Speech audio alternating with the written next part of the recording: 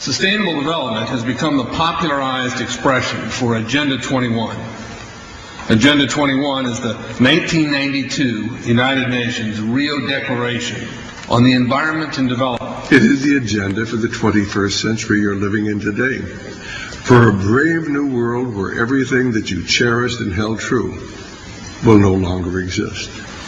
Agenda 21 defines itself as the comprehensive plan of action to be taken globally, nationally, and locally by organizations of the United Nations systems. It also elevates nature above man. And it contains something called the precautionary principle, where basically you're guilty until you're proven innocent. Sustainable development is the philosophy designed to bring human beings across the globe under the full control of a narrow human elite. It's a 40-chapter document to basically control the world. It's based entirely on socialist control mechanisms. Sustainable developers have designed a global movement coordinated through a global to local action plan to create world government in accordance with certain objectives.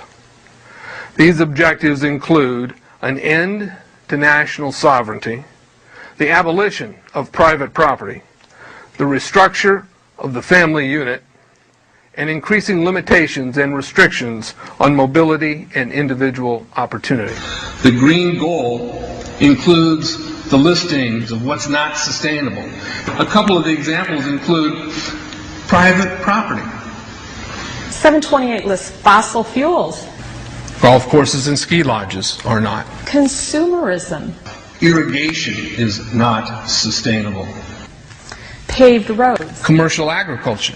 Herbicides, pesticides.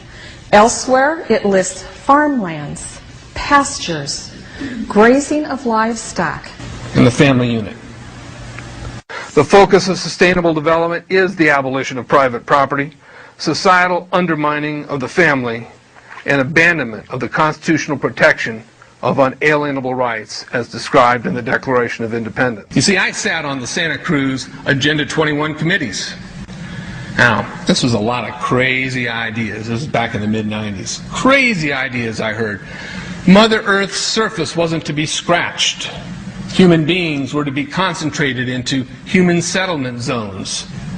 Educational systems were to focus on the environment as the central organizing principle.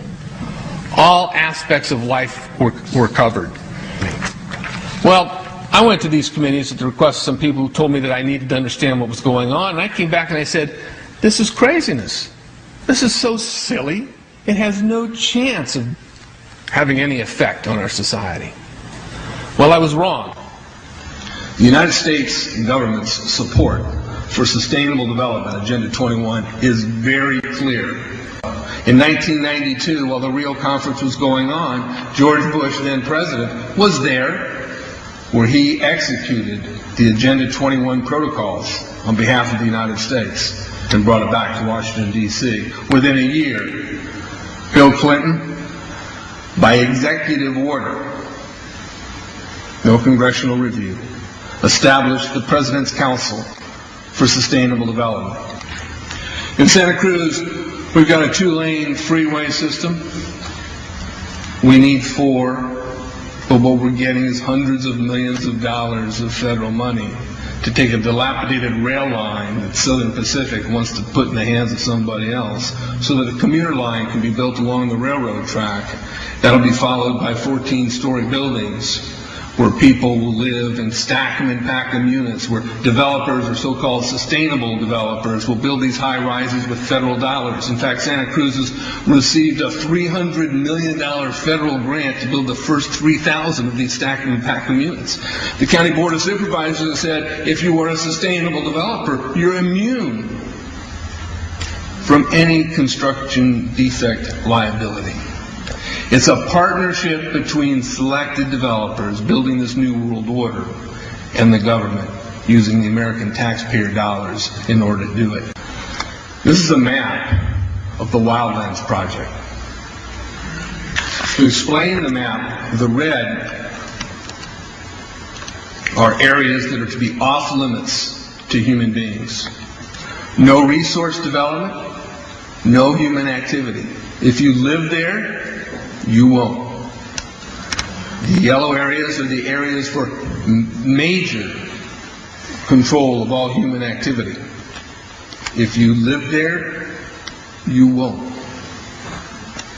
The black areas, the black dots, are the smart growth zones. That's where human beings are to be stacked and packed in small living units along rail tracks. The smart growth program ultimately has jobs assigned and children cared for by the state. The question has been asked many times how the people who are perpetrating these things expect to do this and make it last. And the answer to that is that you steal a generation of children and you indoctrinate them so that they accept these ideas and they become global citizens in the coming global village. UNESCO came out and declared 2005 to 2015 the decade of education for sustainable development. But they go on to say that it will encompass the 40 chapters of Agenda 21. That is your federal national curriculum. The entire purpose of second grade social studies is to transfer loyalty from the family to the government and teach them about sustainable economic consumption. Students construct their own understandings of reality and realize that objective reality is not knowable. So why bother? The truth is, the truth, which keep men free, is being suppressed in order to prop up the attitude training agenda. And it moves on.